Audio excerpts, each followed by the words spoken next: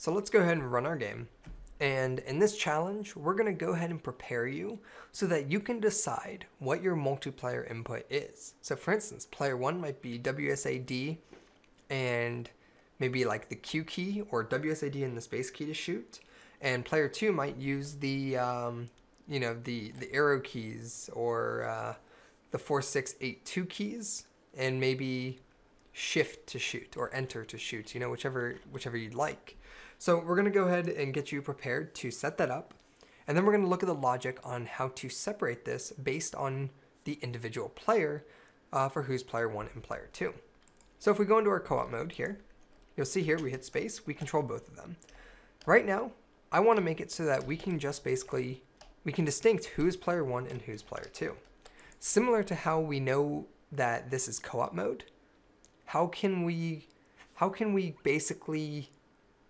distinguish player 1 from player 2? Well, it's really simple. If we go into our player script, we can just go ahead and create a variable that says player 1. And what we can do here is player 1, we could say public bool player 1. Let me put this up top with the other publics. We can say here public bool is player 1 equals false, and public bool is player 2 is equal to false as well. We'll go ahead and save this. And what we're going to be doing now is go into co-op mode, click on each individual player, and you'll see here that we now have a variable called is player 1 is player 2. And this will allow us to distinguish them when we run the game. So on player 1, we're going to set is player 1 to true. And on player 2, we're going to set is player 2 to true. Now we have an actual code distinction between these two characters. What's important now is also to hop into single player, because remember, player 1 is set to false, and we're going to be controlling the logic using all the same scripts. So we need to make sure that in single player, our player prefab, as it's spawned in, is default set to is player 1. So check it on the actual prefab that we spawn in. Okay, we'll go ahead and save this. Let's head back to the main menu. And if we run this, nothing's actually going to change. You're still going to be able to control both, because although we have logic to distinguish them, we're not making use of it. So let's go ahead and get you started on how to distinguish these characters. So where does our movement happen? Our movement happens in our player update.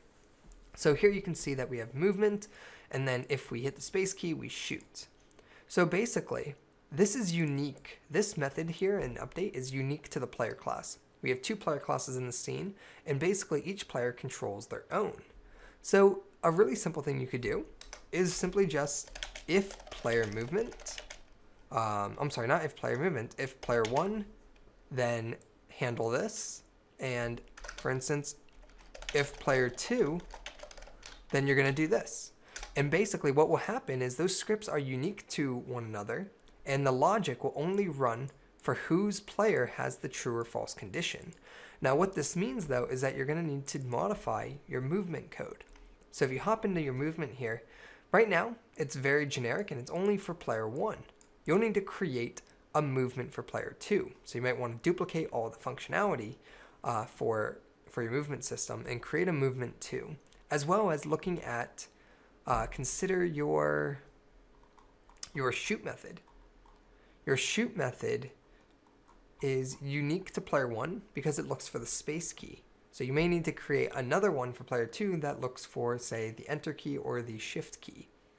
So I'm going to leave you guys here for this challenge, and I'll see you in the challenge review on how I solve this.